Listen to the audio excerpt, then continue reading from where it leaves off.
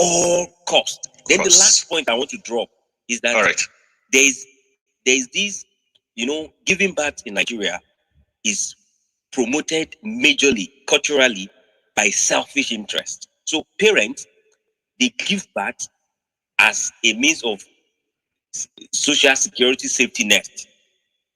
That okay, if I have this X number of children, maybe one of them in future would be rich and they help me when I grow old.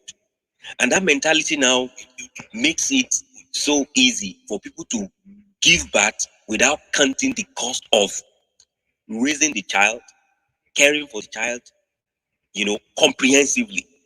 So you see, children are birthed out of dysfunctional family life. And then these kids need to fend for themselves in an environment that is economically toxic. Because even those who are working, who are gainfully employed, artisan, when they are working, some of them still need to engage in criminality. That's why you see building collapsing. Your mechanic would collect thousands of naira from you, and your car will not still be functional. These are artisans, right? Now see a small boy that is a son of a mechanic. He has seen his father work for 30 years. His father can barely buy a motorcycle and maintain it. What will you tell the child to come and join that work? And if his father cannot even pay for his bike, these are things that push a lot of them into this kind of nonsensical act of killing people to see that if they can make money. If you look at many of them, they have tried Niger bet and wasted a lot of money. Because betting also, it attracts poor people all over the world. That one is, I don't live in Nigeria right now, but even the country where I live is a country that is extremely self-sufficient. But they have to make a special campaign and remove slots and betting spots from some places because it's destroying the life of poor people. They also do that. But in Nigeria, this issue of money rituals, they are attracted to it because there are people that are doing it. They can make the money within 7 years. After 7 years, they will die mysteriously. Or some of them go mad. Right? Some don't care. They said, if I'm rich for 7 years, if I die, I don't care. All right. Thank you so much for your input, Aki. I really appreciate this because this came from a lot of different perspectives, and I appreciate that. One of the things you said that is very instructive is the fact that you said crime thrives in a society when there is no consequence, which I agree completely. And you also pointed out how much greed has eaten deep to the fabrics of our people. So these are the things that we can look at without, the question of whether the money ritual exists or not should not even come into play because this has been somehow has taken over the conversation because when we focus on this tangential, we will not be able to look at the critical reason why our people are indulging in this very deadly act. So I will bring in metrics. Metrics after you, that we have Oluwasegun. Metrics Oluwasegun, sorry. Metrics, if you are here, can you unmute yourself and make your submission? Thank you, Akin, once again. Metrics, are you there? Okay, let's go over to Oluwasegun.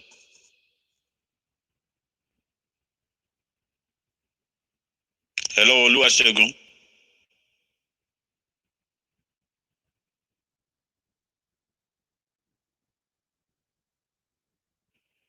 Okay, let's go to Amechi. Amechi, are you here?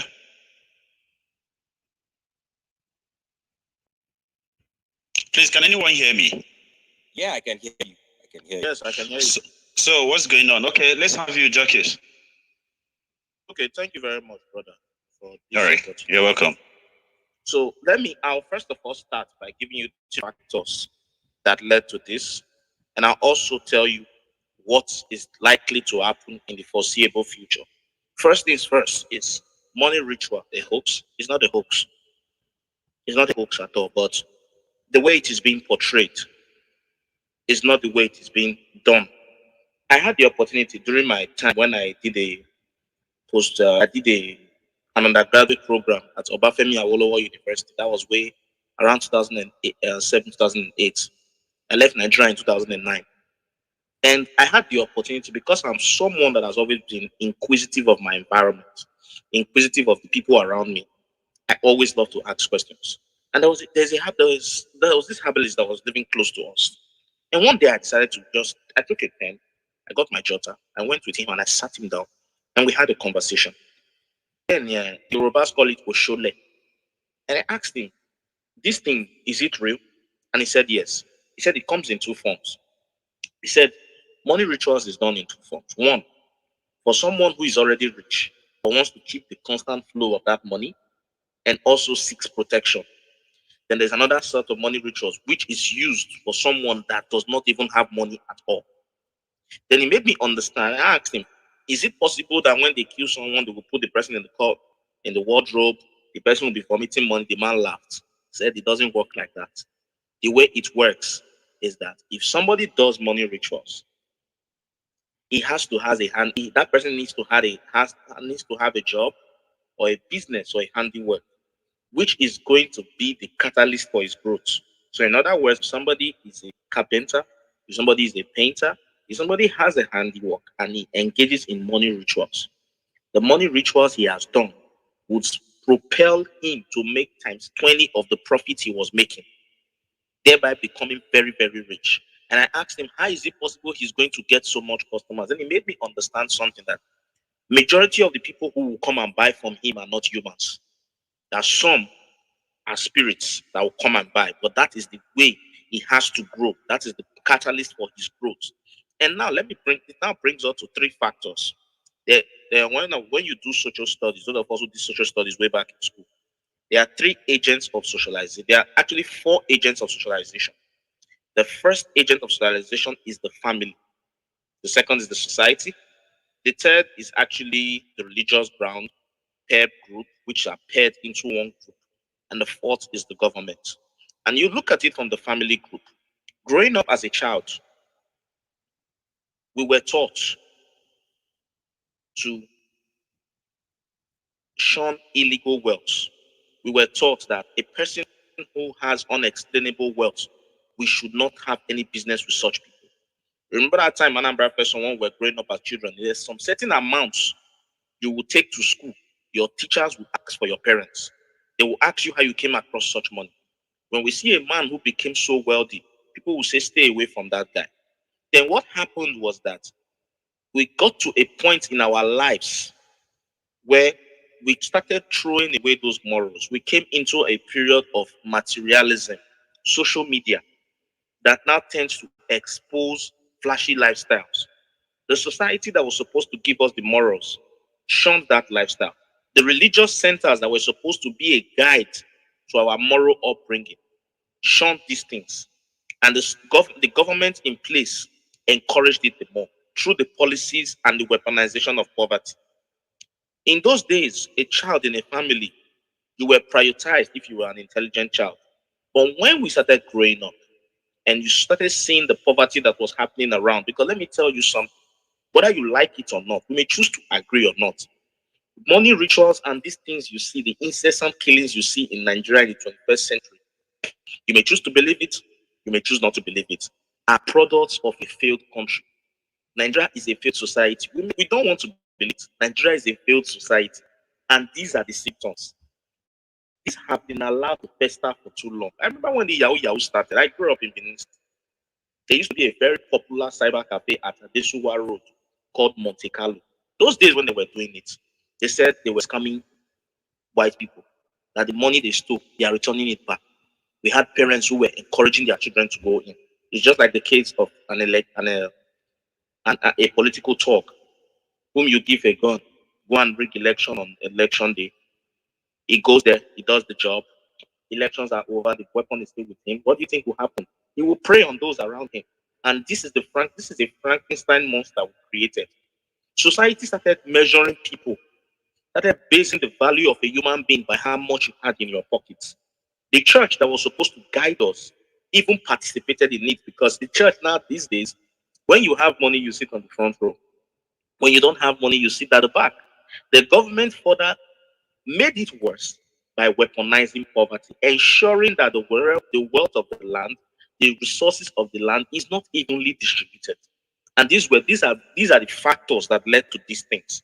Now, let me take for example, if you come to Nigeria, statistically speaking, Nigeria as a country produces nothing less than 100,000 graduates from all the universities each year. And in a country where you produce nothing less than 100,000 graduates each year, and with less than 30% of that population gainfully employed, these are the things that are going to happen. And when we continue to talk about these things, look, these are the symptoms of what has happened, whether we choose to accept it or not. Now you now have a system in place that you are more or less begged to become a criminal. Nigeria practically begs you to become a criminal, although they don't beg you physically, but they beg you with their policies. You go to school, a father has to sell everything, the mom has to sell everything to send the child to school, thinking that when the child goes to school, this child is going to take away poverty from our eyes, it's going to bring smiles on our faces. And the child goes to school, goes through the NYC process, 1 year no work, 2 years, 2 years, 3 years, it becomes a problem. Now you tell me when the child has to look at his father's face, has to look at his mother's face, and has to look at the struggles they go through. And some parents will even rub it on the children's faces. We send you to school, what have you achieved? We even have parents who engage in comparison. And they will tell me 774 just bought a house.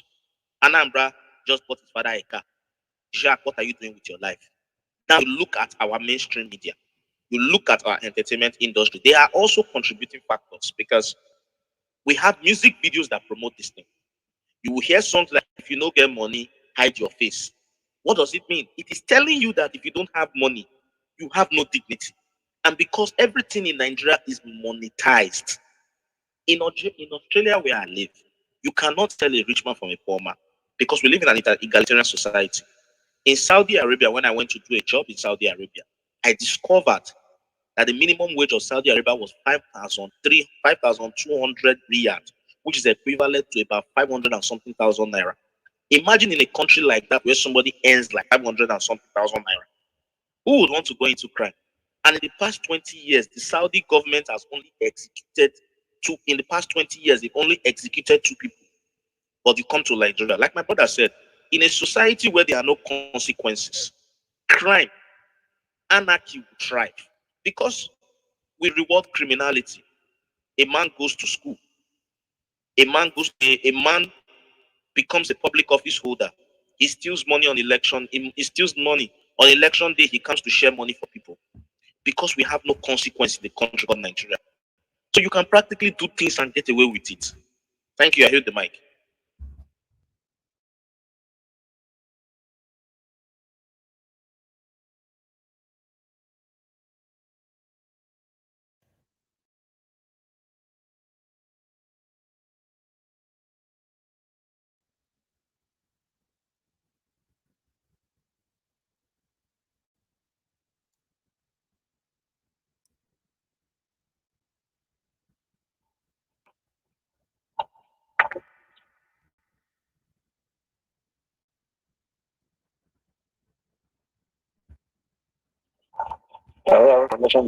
What's happening?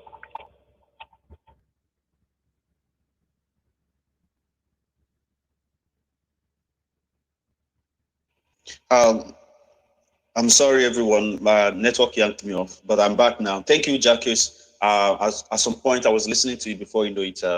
My network yanked me off. So I was supposed to call on Metrics. Metrics, if you can hear me, kindly mute yourself and make your contribution. Um, if you can't hear me, let's go over to Oluwaseun. Oluwaseun, okay, is no longer here. Okay, let's bring in Amici. Amici, if you can hear me, unmute yourself and make your contribution. Amici, are you here? Okay, AGK, can you hear me? AGK Anthony. Yes, I can hear you. All right. So make your contribution. My contribution in this thing is when I listened to what Jack was saying, he was making points seriously. And the listing is very going high in Nigeria, more especially. like what he said. I want to add more light about it. It's about the parental care that we're having in Nigeria. Our parents, like those days when we are growing up, you hear your mom will tell you, don't do certain things. There are certain things you cannot do in the family. Like, you can't go out the way you want, or you can't do some certain things the way you want. My mother will tell me that time that you're not permitted to do what you want. You're permitted to do what is right. That parental care is no more there anymore. You can see a child of maybe 15 years or 20 years using an Android phone or iPhone 13, iPhone 14. And Jackson was saying something the other time, I think during the afternoon session when I was following. He was saying that the Nollywood are painting what is happening.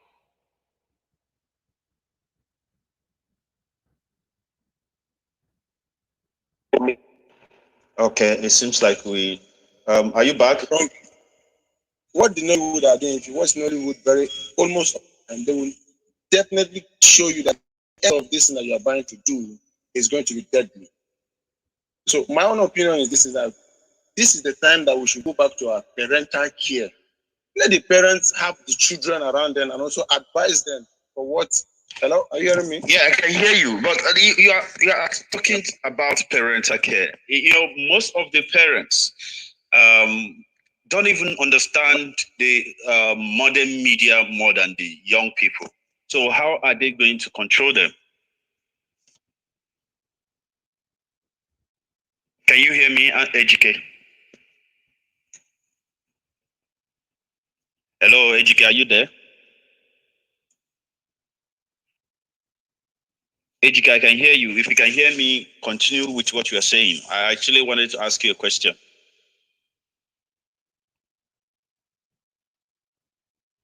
Hello, Ejike, can you hear me? Okay, let's go over to the another speaker. Well, I wanted to ask Ejike something because he's taking back the responsibility back to the parents. However, if you look at the parents today, how well are they equipped, to even monitor these kids? They have access to social media. If you go on TikTok, for example, they openly display this thing. They are not even hiding it. And that is how bad it has gotten. They don't care. They don't hide it.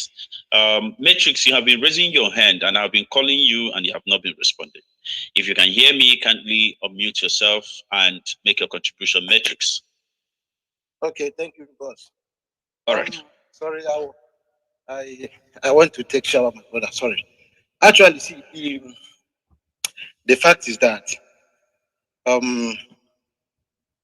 it's a very serious problem we are facing in Nigeria and in Igbo land, to be precise. See, but at a point, to me, as in my own personal opinion, I think we tend to be hypocritical to some extent. I say that in the sense that on this same platform,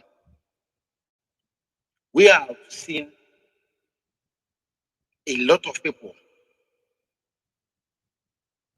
if not everybody in this platform, criticize, bashing and blaming our parents for even school teachers when they beat their children or the students in an attempt to instill discipline in them. And then, as woke generation, we will now come on social media to say, you see, how can you beat your children?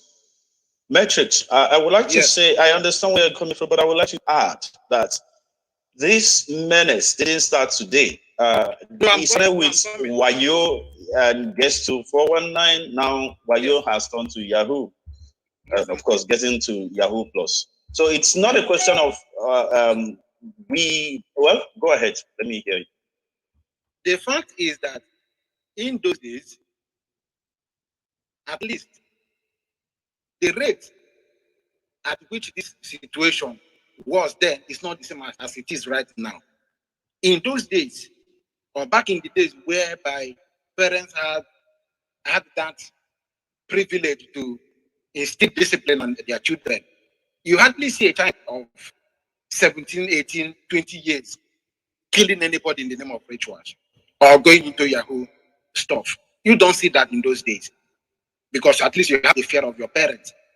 and you are teacher in the school. And again, let me go to the main issue here. The people that are responsible for this problem are the Nigerian politicians. Let me give example. When the issue of the killing of Miss Umoren from Akwa Ibom State, after a thorough investigation, it was alleged or revealed that the guy who killed that young lady was acting for someone. I mean, someone sent him, and he has been killing other people. And those people who sent them, I mean, the man who he works for has connections with Nigerian top politicians, including high-ranking police and army in Nigeria. So when you talk about the ritual killings, it is not a thing of these younger children. We just started raising our voices now because we are seeing 17, 18, 19-year-old kids, I mean, indulging in this crime. But this crime has been there. Our top politicians, even police and the army, they have been doing this thing. People get kidnapped, people get killed, people disappear. We weren't worried until children began to indulge in it, and then we began to say, oh, God punish you, you are an idiot, you are this, you are that. They are learning from the people on top. That is the way it is. I remember, there is somebody that made a statement this week.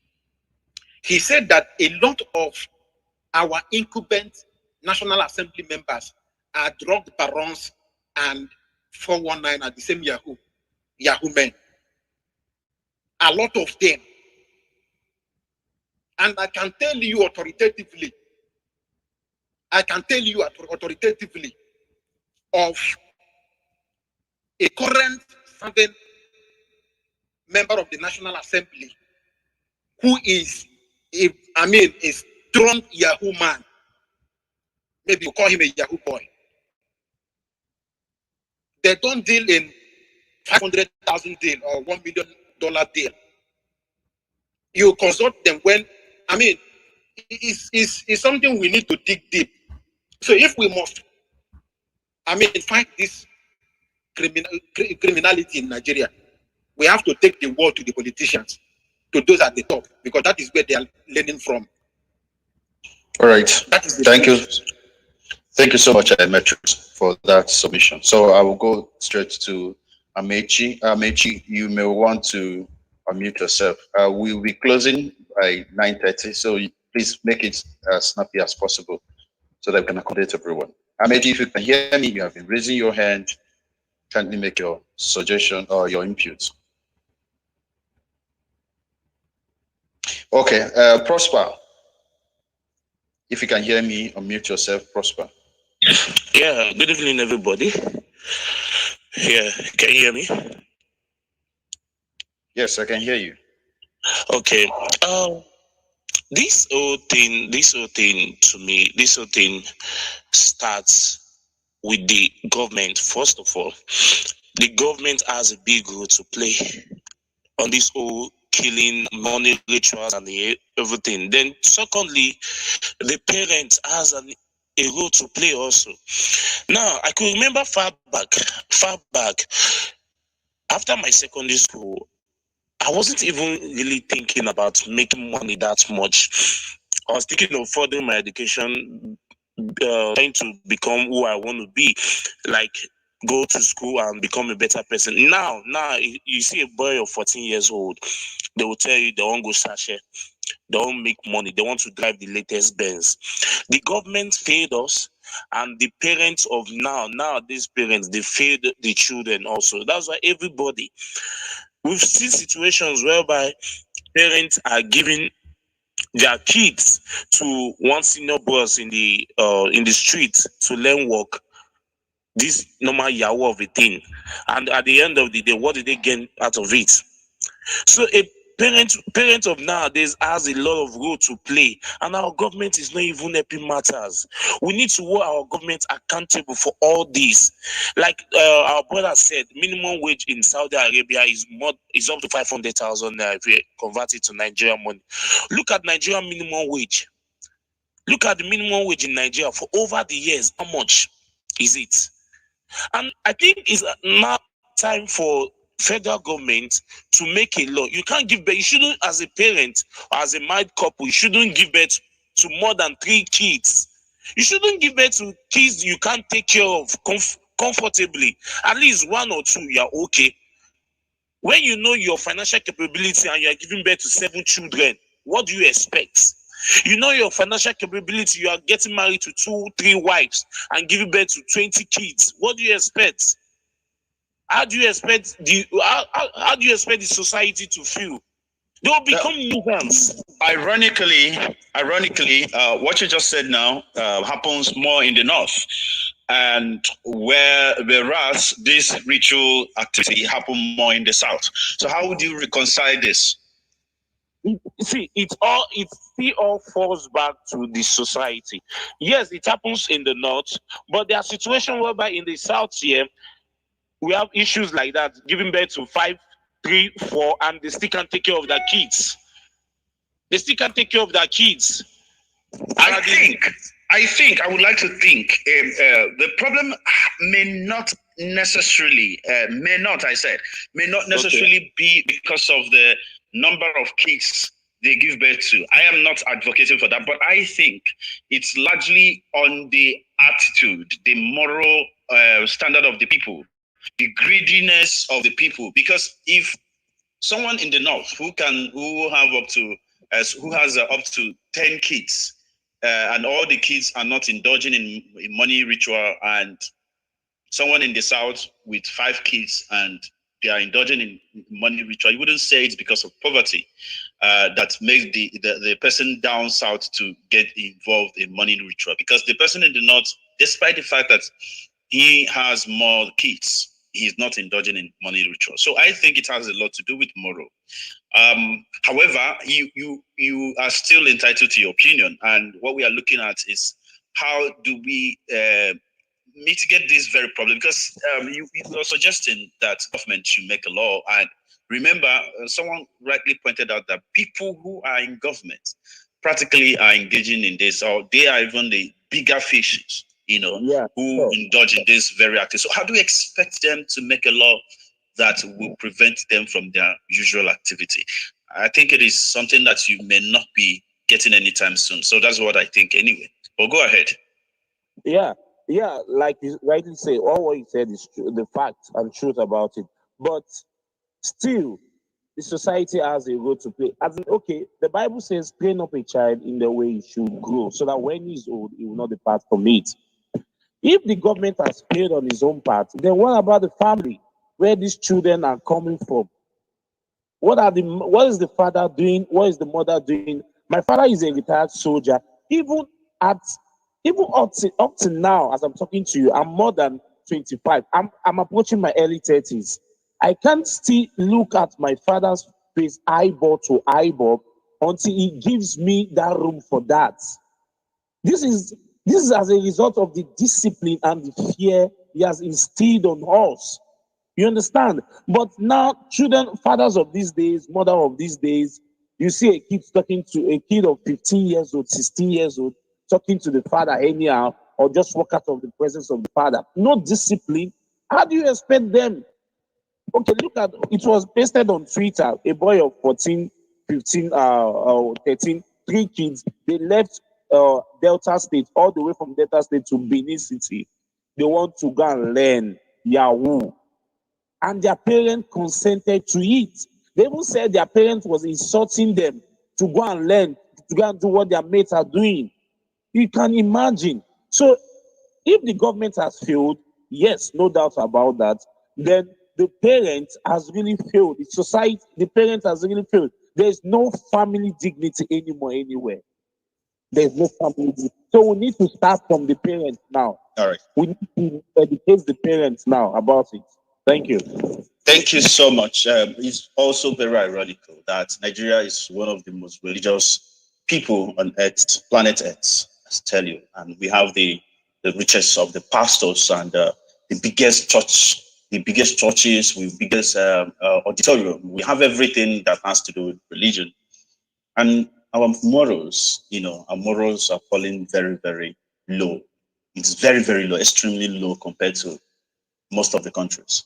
But we will continue to have this conversation because right now it's becoming a mainstream conversation. We usually don't talk about this. Somehow shy away from it, and people find some ridiculous ways of defending this very art.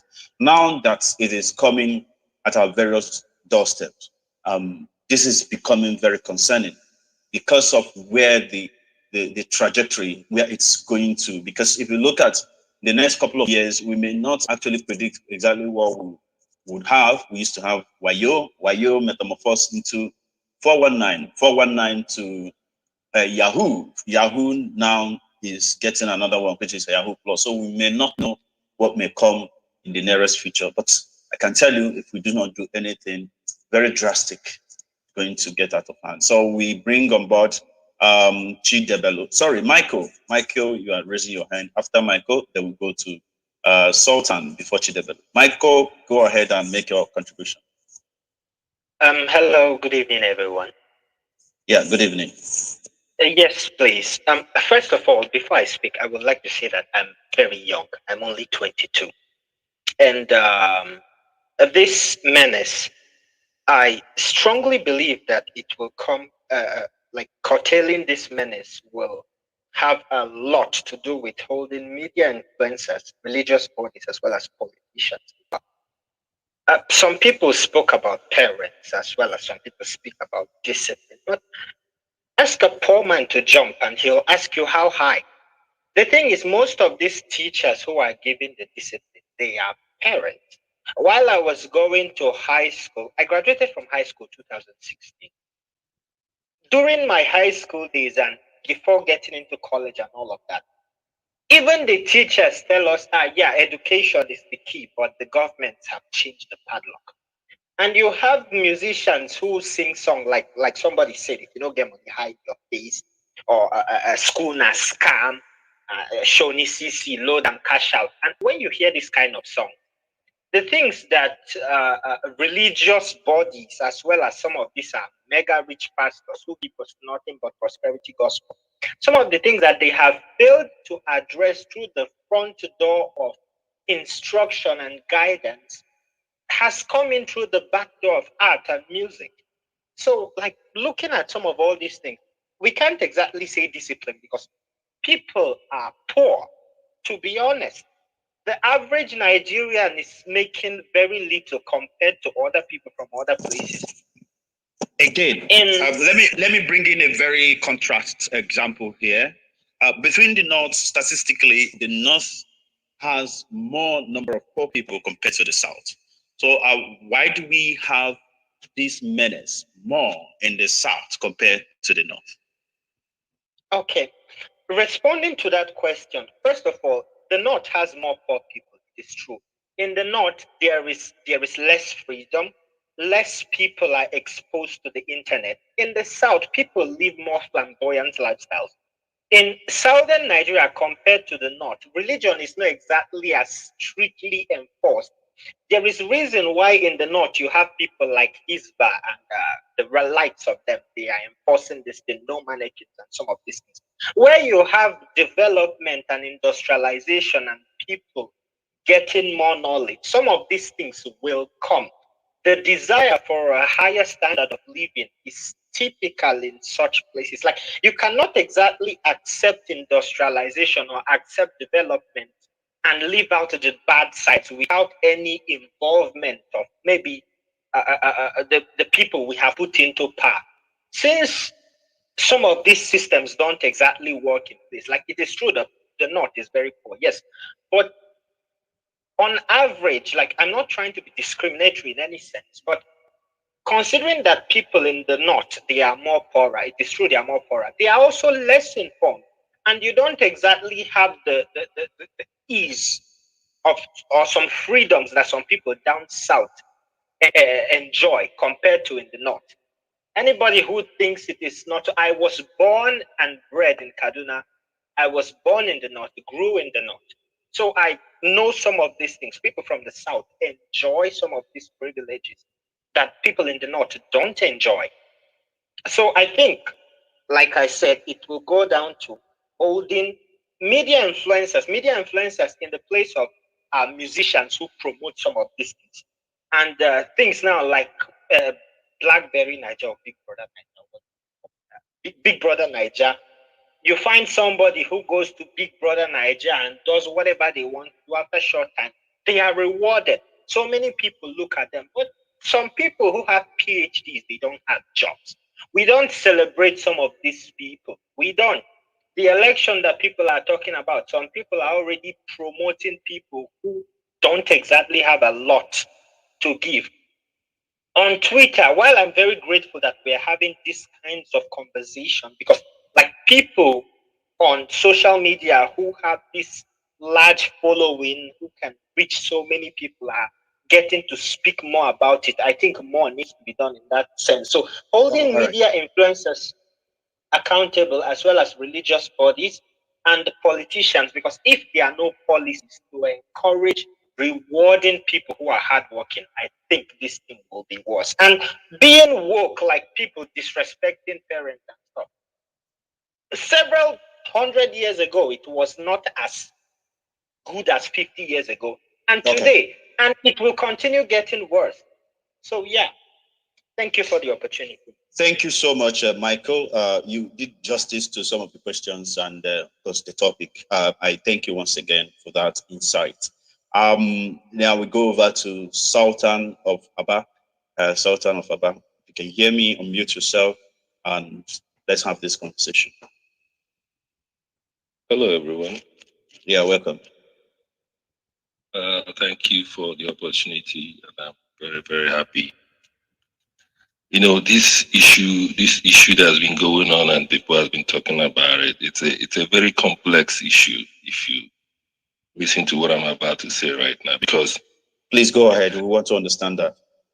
Yeah, I heard like someone saying the parents, and I heard someone saying the government.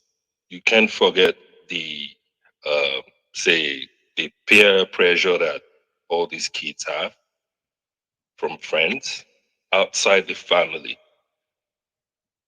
Like I know someone, the parents, the dad was like a reverend father or something in a church, but he was a criminal and he got caught.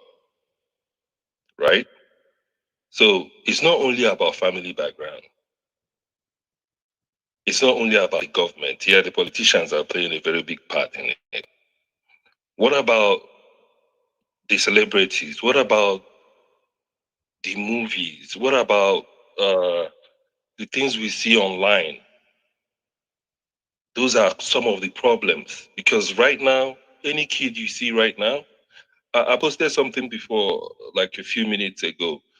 This woman came up to me and asked me, like, she thought I was like doing that kind of a thing. She came up to me and asked me to teach the kid, to teach our kid how to do it, even if it's Yahoo that I'm doing, that I should teach the kid. That is one example of. Yeah, yes, that's one of it. It's not one person. Like when I came back to Nigeria, I stayed. Maybe you're aware, I stayed in Nigeria for like 2 years. Many people were coming up to me. They were telling me, "Oh, I want you to teach my son how to do this. I want you to teach my son whatever you're doing. I don't care what you're doing, even if it's Yahoo, Kuzerea, stuff like that. Teach him."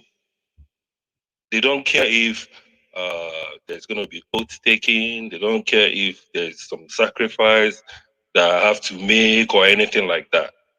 That is me talking about family. Is it that they don't care or they are not aware of the extent of these kids who have to go to? It's just like you going to borrow money from a loan shark. Are you going with the mind that, oh, he's going to borrow me the money, there will be no interest? Even if you're taking a loan from the bank, are you going to be like, oh, they'll give me money, no interest? Of course, there's going to be interest. Within you, you're going to be saying, oh, maybe they're going to give me like 10% interest, 20% interest. You're doing that in your mind. You don't know. So they all know that there are other things you need to do. There are other things that are involved in this, like doing the sacrifice, doing all that kind of stuff. They know. And let me tell you, this thing didn't start today. It's been on for a long time. I can give you some names. Like, I have an uncle. If I call the name, people will be like, really? Is he your uncle? Yeah, he's my uncle. He was involved in this kind of stuff long time ago when I was like in primary school. I'm in my 40s now, but when I was in primary school, this guy was like in this. Then it wasn't called 419, it was called OBT, obtaining by tricks.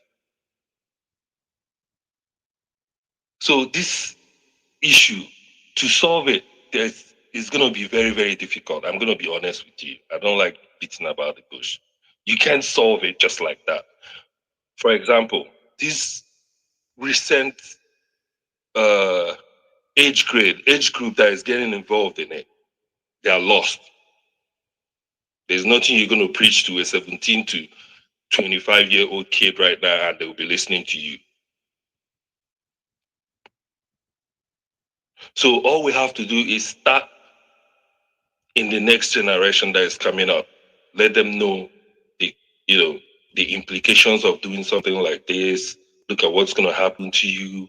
The movies are not supposed to be about this guy killing his mom to make money and killing somebody else, kidnapping people and killing to make money. Education is the key. People need to know the implications of doing that. And that is where the government comes in. Create more jobs. Make the standard of living okay. The problems, that's why I said it's really, really complex. It's not like one thing. You solve that thing, the whole issue is gone. No. All right. Thank you so much, Sultan. Yeah, thank you for the time. Appreciate it. Yeah, so because you have really given us another perspective. Like I earlier said, that this generation, the Gen Z that we are currently complaining about, seems to have been lost. We seems to have lost. The battle, because they are already conditioned, and there's nothing you ever tell someone who has experienced or tested wealth, free money, it were, to come back to start hard working, working hard from scratch, from nothing.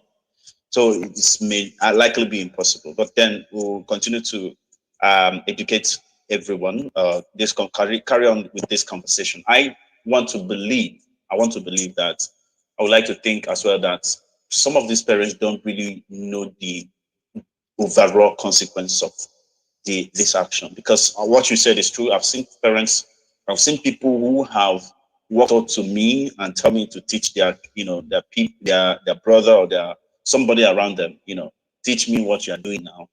Sorry to say, and with the impression that you're actually doing Yahoo. Let me tell you something. There was a time last December, right? Not this December, 2020 December.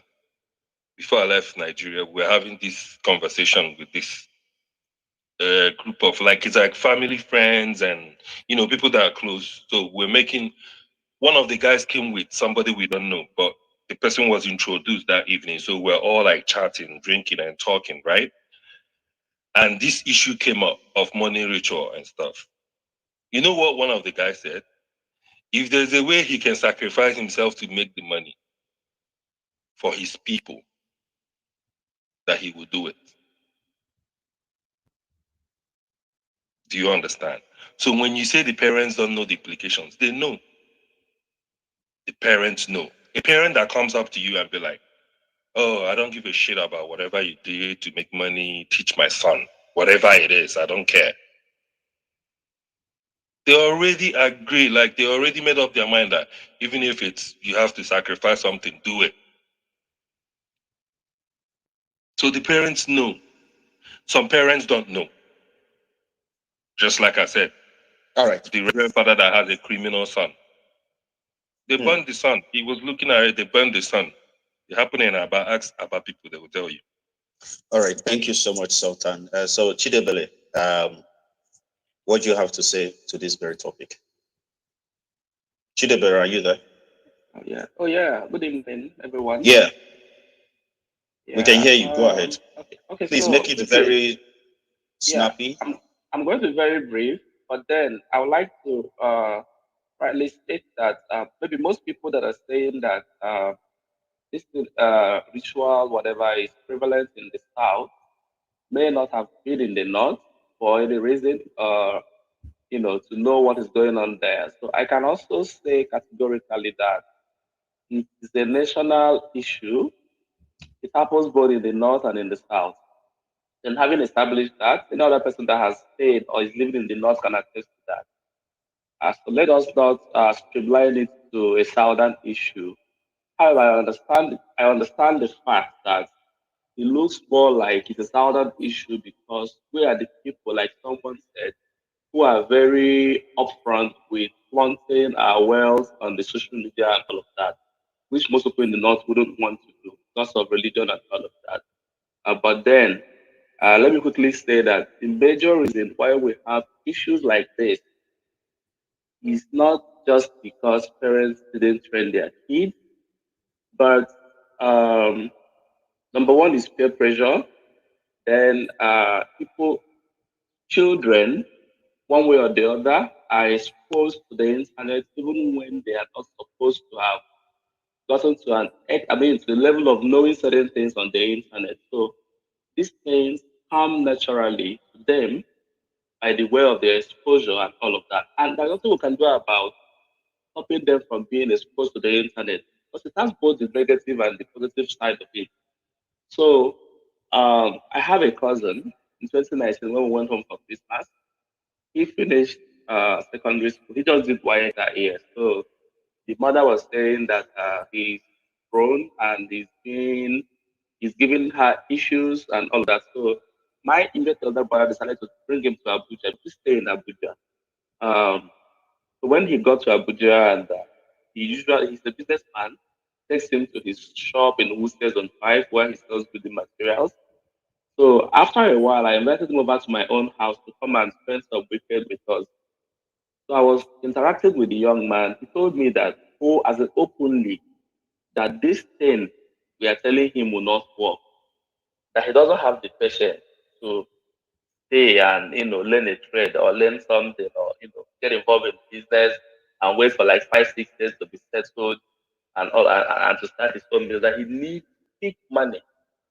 So the point is, before now, those of us that are from the southeast know and testify that when parents are unable to train their children in school, like when they know that they would not be able to train these people up to university level, what happens is when people come back or their relatives who are into business, they will ask these people to take these people along when they are going.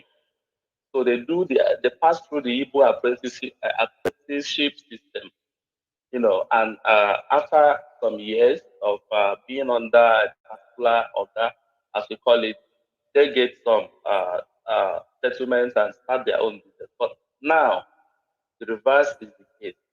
So I really would not blame parents. I really would not blame parents. The Bible, like somebody said, the Bible says, "Train up a child the way he will go, and when he's old, he will not depart from it." Well, these days, it's our duty to train our kids the way they would go. When they go to boarding school, some people come back with different attitude and all of that. So just like you said, I'm going to be brief. Maybe subsequently I can lay more emphasis on the point I'm trying to portray. The thing is, these people need those of us who are genuine, All right. who have genuine hustles, can see how we can begin to mentor these people, at least people within our families, get them involved in certain positive activities, let them know the importance of going to school and all of that. All right. So let me stop there for now. Thank you so much. Thank you. Thank you. I appreciate that. So Chiwike, you have the floor now.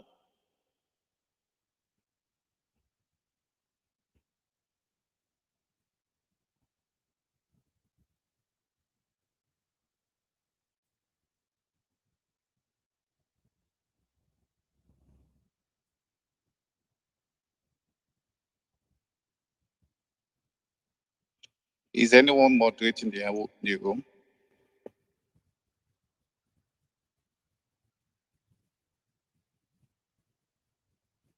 It is a turn to speak. They call you. Is anyone moderating the room?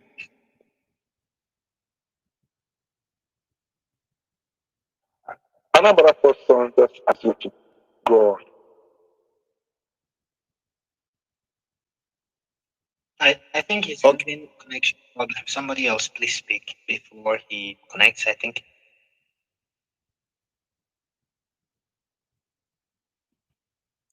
Can everyone hear me? Yes, he called Chineke, so Chineke should continue. That's what he said.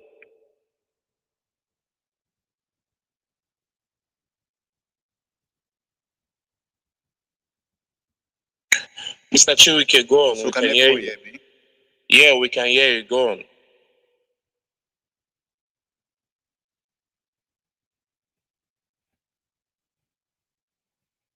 I think he's having an issue with his My connection. mic was tripping, so I was thinking that. No, go ahead and speak, Mr. Chiwike. Go ahead. Please go ahead. We'll wait for you because everybody should get the opportunity. Oh, Mr. Chiwike has left. I think he has a network issue. So I want to add something.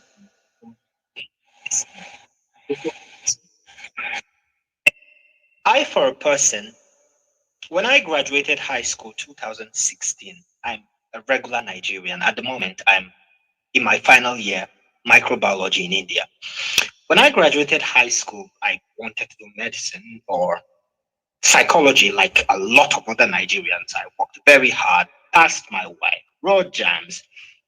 I got good grades, like at least 245, 260. It's enough to get you admission in some places. Nothing.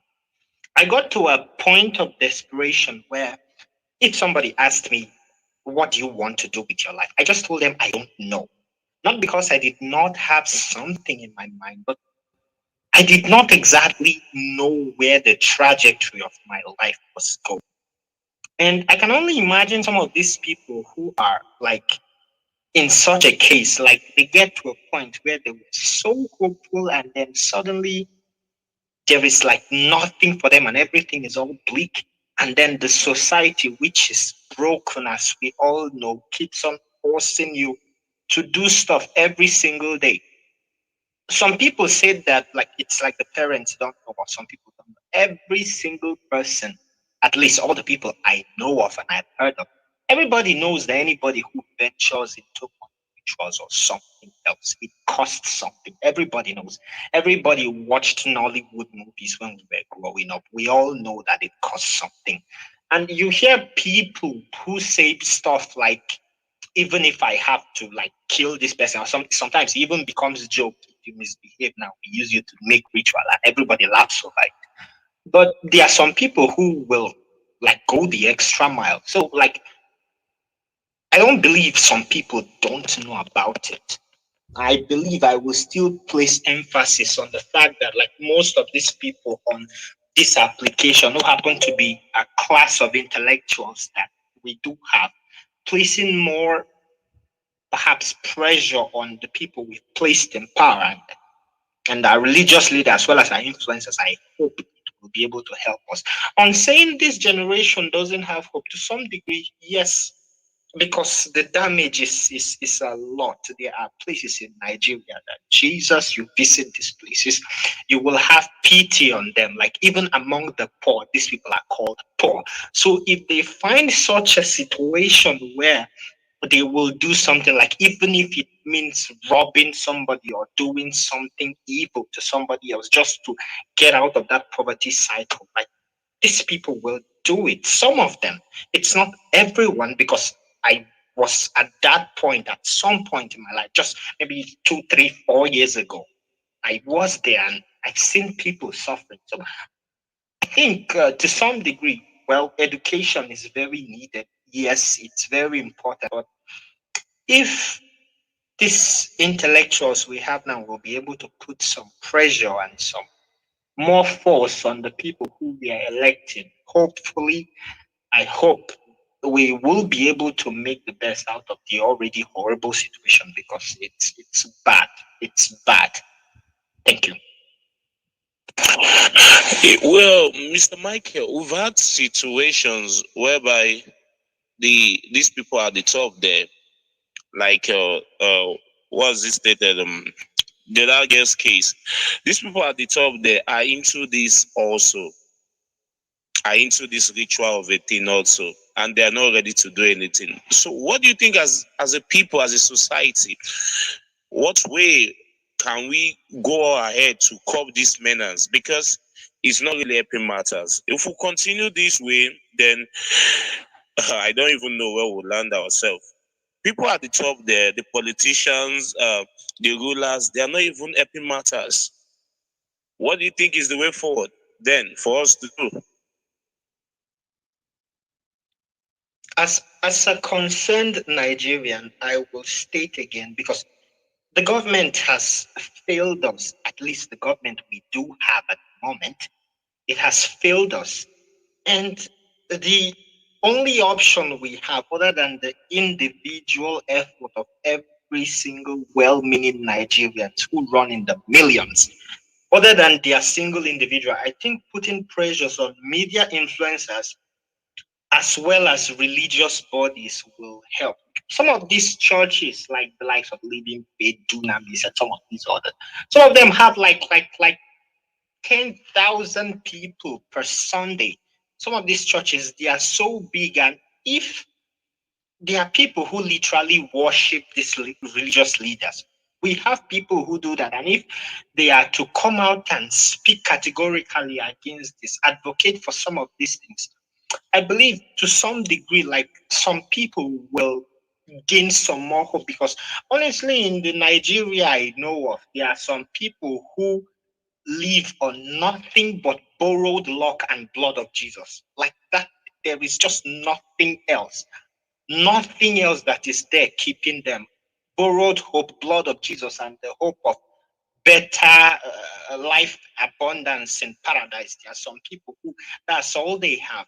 And some people idolize media celebrities too. Like if our celebrities can help us, celebrities as well as religious bodies, we will be able to do a lot. It will not be the best. Education is forever the prime solution to this thing. But educating an entire generation will take in the minimum maybe a decade or maybe 8 years if the government and every other person is to actively participate. But our governments are almost useless to some degree. So perhaps religious body as well as influencers and musicians and some of these ones who are performing exploits on the world stage. I think if the average Nigerians can, in addition to individual effort, put pressure on some of these people, I think it will help. I think.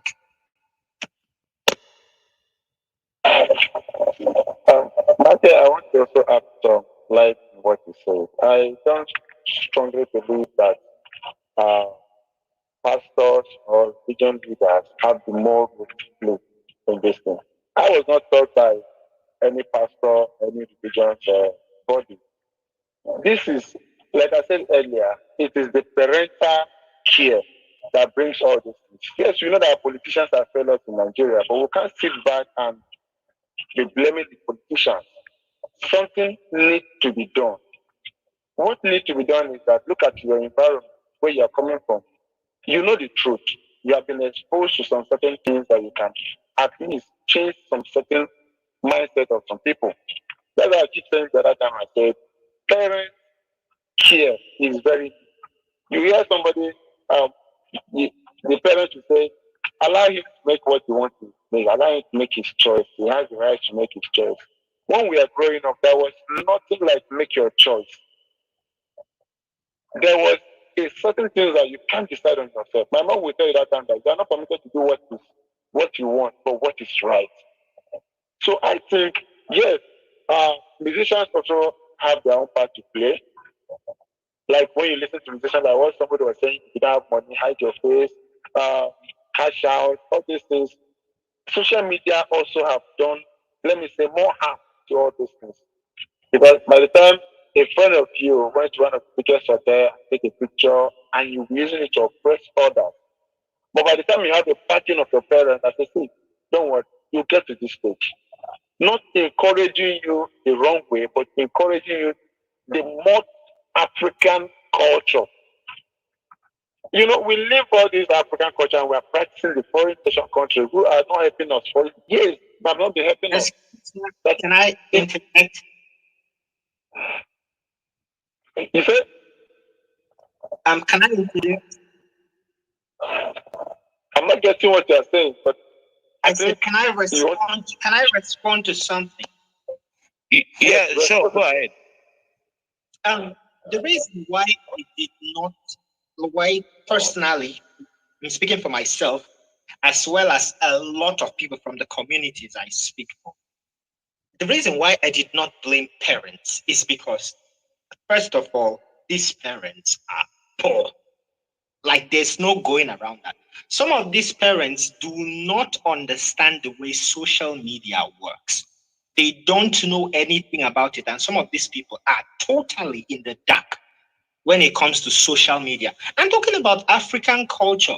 There is, to some degree, we can try to save it, but African culture has changed. Some people are woke until tomorrow, as long as development and industrialization continues to trickle down society, culture will change. As long as it continues, culture will change. There is no going about that. We can try to make changes. It's either it will be positive change or negative change. That's what we can affect. But about culture changing, that is fixed. It will change to some degree. Some of those African culture and some of these things, there is some of it that honestly it will be almost impossible, if not impossible, to go back there. We will have to go back to Stone Age to go back there. Look at things now like BlackBerry Niger. I'm using that as a point of reference. I don't have anything against it. Not that I don't watch it, but I don't have anything against it. You look at something now like BlackBerry Niger. There are so many people who buy data to watch this thing, so many people who don't even have the means. And after looking at some of all these things, it affects the mind in such a way that regardless of whatever advice the parents say, the parents who themselves are also poor and victims of the society we have now, regardless of like what will happen or what anybody says, like they will do what they think will get them money. They will do what they think. So it's very difficult. That's the reason why I'm not placing the blame on parents. I have seen parents, I have seen people who do nothing but try very hard to make sure that the children they have get education. You find people who their children is going to LEA or government schools and they still don't have the money to get the children there. These people are working, some of them hawk, some of them do different stuff to move these children to school. If they see any way to move these children to a place where they will get money, even stolen money, you ask them, they will tell you, now the money where government thief they get back. Now our money where we say government thief, nobody get money, na Nigeria money, and there is no going about that. That's the reason why I did not, why personally, as well as a lot of people I know, do not blame parents, because all these people are victims. The more I grow up, the more I realize I am more like my parents, because many of them got married while they were still young, trying to forge lives for themselves. In this age we are now, 17 years, 18 years, you have more pressure, like some people said, more pressure, social media. Sometimes you open Instagram and some of the stuff you see there makes you sad. Even if you know some of it is fake to some degree, some people open Instagram, open social media, some of the stuff you find there is saddening. It's like, why not do this one? Look at the standards of relationship these days. The quality of relationships people are having, they're always complaining, okay, this person, they bill me, this person, they bill me. Some of these things are largely influenced by social media. Trying to go back to that African culture those days when relationships was what it was, it's almost impossible, except there is an increase in the quality of life Nigeria. it's almost impossible. So I don't blame the Michael, parents. I would maintain, yeah. like what I was saying, you see, like I'm using myself today as an example. You understand? You were saying about some parents. Most of all these things, you see, that's why I keep telling you that parent care is truly needed in conversation or in this conversation. And you can't do away without parent care. When I was growing up, I started using my phone at my age 20. But these days, you see somebody who is 15 years using an Android phone, and the parents who ask them where to get the phone from. You understand what I'm saying? Like these days, you will see some parents that will say, like I keep saying this thing. You are talking about maybe the parents being poor or where they come from. I was born in a poor family, but that does not mean I don't know what I want or what I want for my future. Like you can't tell me that being doing ritual is not a sin, or they will say that ritual money, okay, come, nobody will ask you for anything, but there is implication on all those things you are doing. So that's what I'm saying. Parents need to guide children. You are not supposed to do what you want. You are supposed to do what is right. And that's what I'm saying. A parent should not be asking for a child that is 20 or 19 to do what he or he wants to do by himself. So social media have done their own part, but what we learn from that social media also is the mindset that we carried around.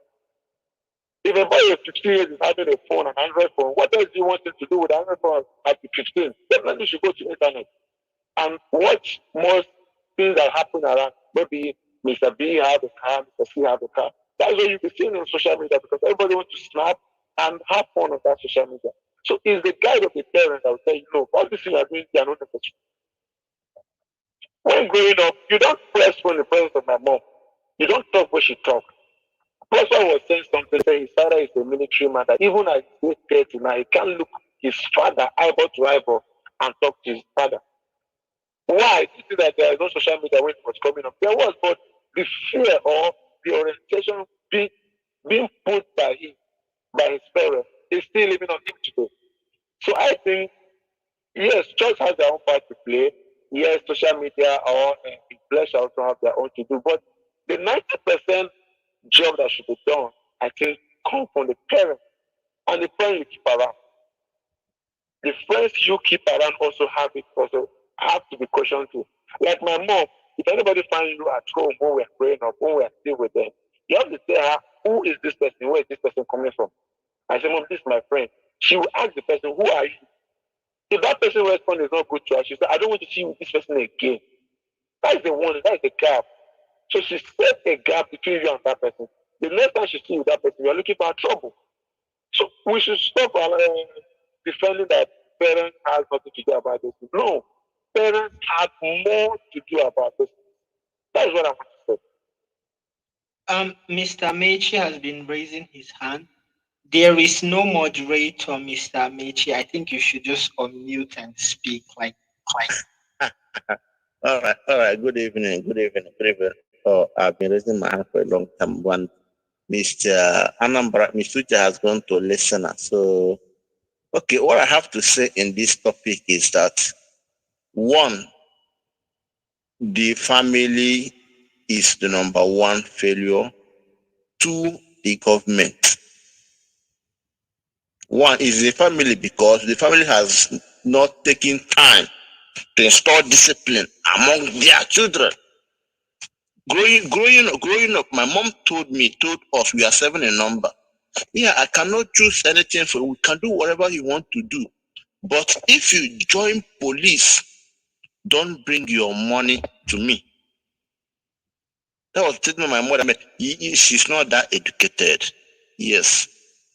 So, but this is just, I'm not saying that there's no good police people. But once you choose to enter police, she doesn't care about your money. She made it known to us. So everybody has to maintain your wing. Just avoid them when it comes to that area. You see? So people, growing up, I grew up in Oma. I saw there are some families that will be like, you have to make the money. They don't care. Just want the money, however it is, however you make it. Whoever you owe, their daughter wants to marriage, she can go and marry. You know, all those things, they never care. And those things at this stage has consequences. People have failed to one traveled to South Africa and was just trying to find his footings. Other people went to South Africa and you are compared. Okay, my son went to South Africa. He has stayed 5 years. Look at this one. This one stayed 2 years and he's building a house. He bought car for his mother. All those things, putting pressure on your kids. It doesn't go like that. People call poverty. Poverty is not it. I started paying my school fees at JSS2. I was still with my parents. I hope whatever thing a poor man can do, I did everything. But still yet, they installed that, see, this thing is bad, it is bad. The society has failed. The society has failed. What? You still speaking, please. Okay, the society has failed in their own aspect based on there is no premium, no regard to life. No regard, zero regard to life. That is one thing I know the area they have failed woefully. Many of you are in the Western world. Some countries, all death must be investigated. All death. Even if police have to shoot an armed robber in the act of still, they will take the body, do an autopsy. This is where the bullet entered the body. This is where it exists. These are the damages it caused. This is how all those things. Know that. Okay. In the hospital. Amechi, can you hear me? Yes, sir. Yes, I can. Are you hearing echo? No echo. Okay.